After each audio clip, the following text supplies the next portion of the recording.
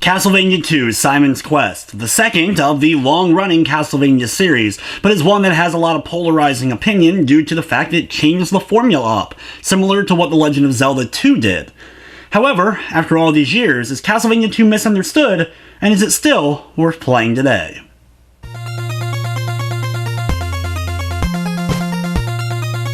Castlevania 2 Simon's Quest was originally released for the Famicom Disk System in 1987.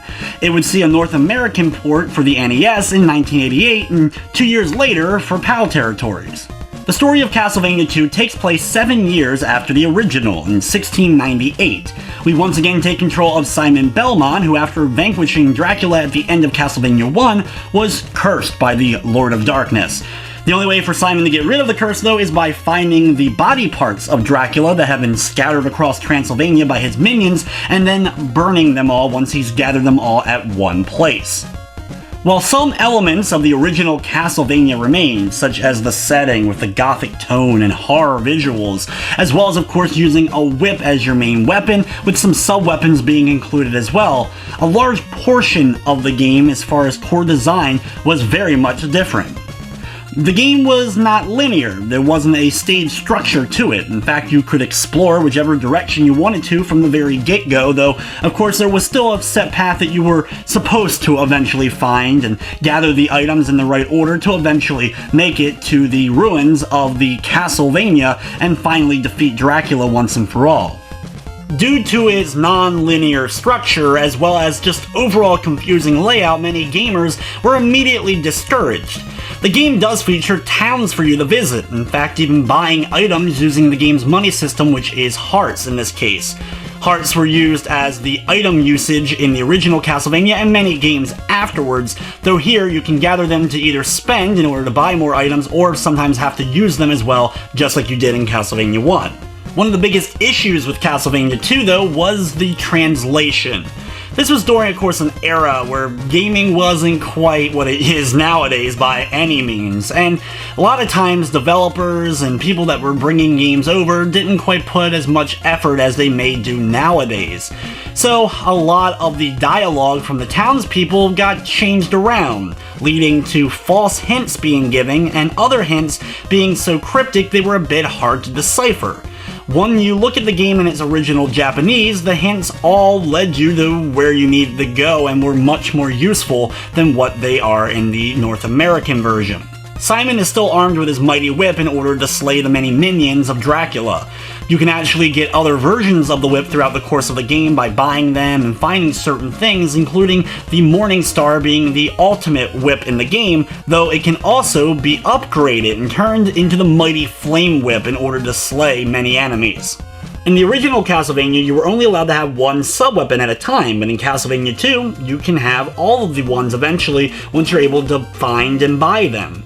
You have stuff like the dagger and holy water, and upgraded versions of the dagger like the silver and gold one. Holy water can be used not only to damage enemies, but also find false floors so you know what's safe to travel on.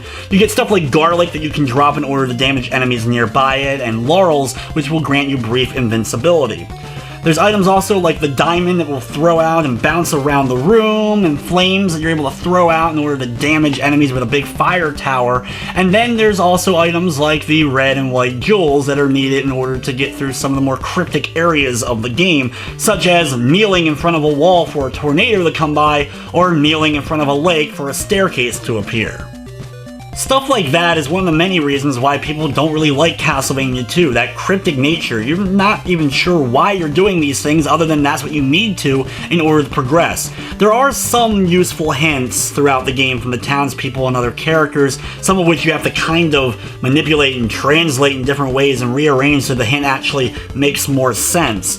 But nowadays with the internet and the guide, it's not really as much of a troublesome spot to find your way through the game. I guess through the use of magazines and other stuff like that back in the day, I was able to make my way through it. One of the aspects I love though about Castlevania 2 is the dungeons, in this case the mansions.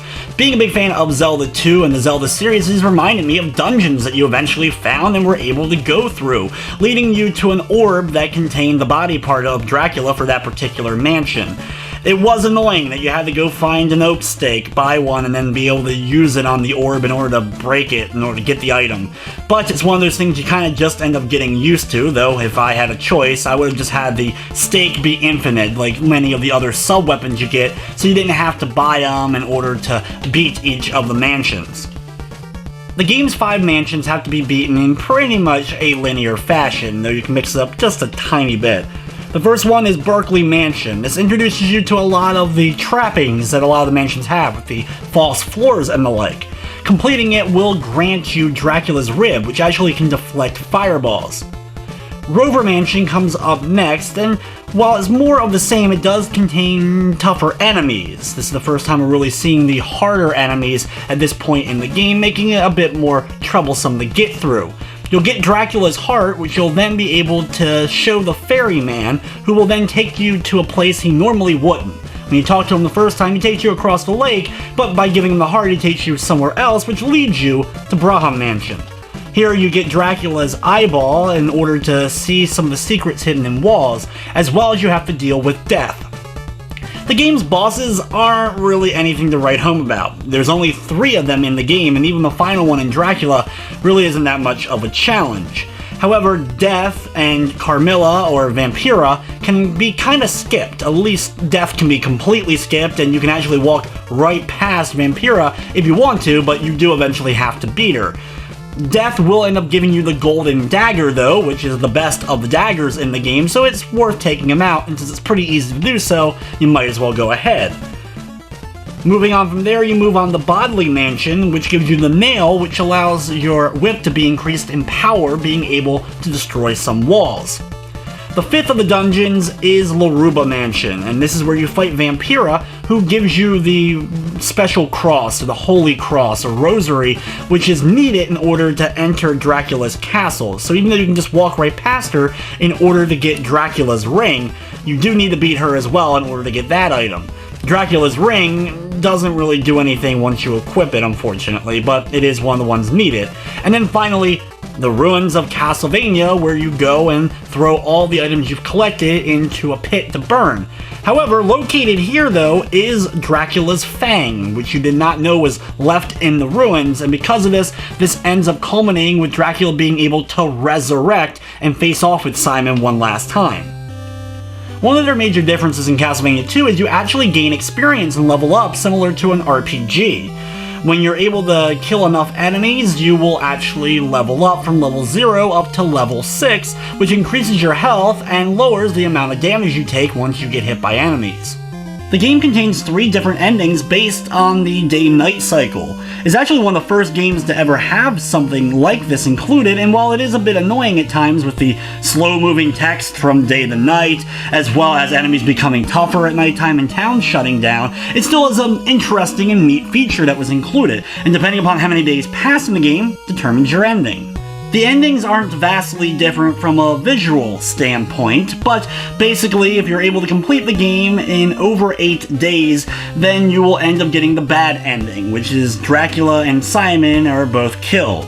If you beat the game in 8 or less days, then you'll get the ending where Simon is still cursed, but Dracula's been defeated. And the best ending in the game, in 3 or less days, you will end up having both Simon free of the curse and Dracula dead. Due to the fact the game was originally released for the Famicom Disk System, it has a few differences in the version we got in North America, including having the ability to save instead of having to worry about a password system. There's a few more enemies in the FDS version, as well as you can actually accidentally buy more laurels and garlic than you're able to hold. Though there's an interesting glitch with the garlic in the Japanese version. You can actually place garlic down on Dracula's pedestal and then just sit back and wait for him to die. It takes a lot of hits, but the garlic will actually flat out kill Dracula. This was changed in the North American later releases to actually stop you from even being able to use the garlic once you enter into Dracula's lair. There was also some differences in the soundtrack due to the way the FDS and NES carts would end up being made, so there are some differences in the sound quality. If you're a fan of it, I definitely would recommend giving these versions a listen to. The music, of course, is absolutely brilliant, composed by Kenichi Matsubara and Satoshi Terashima. They would unfortunately not do a whole lot of other soundtracks outside of Castlevania 2, but the music they gave us some of the best that the series would ever end up seeing. Castlevania 2 Simon's Quest may be the black sheep of the NES trilogy, but I still feel like it's a solid NES title that just has some flaws that end up overshadowing the overall gaming experience. Since it is available on pretty much all of Nintendo's virtual consoles, and you can still get a hold of copies for a relatively decent price, I highly recommend checking out Castlevania 2 Simon's Quest if you get the opportunity to do so. But anyway guys, that's going to wrap up this retro review. I'd like to thank you for watching, and of course I hope you enjoyed.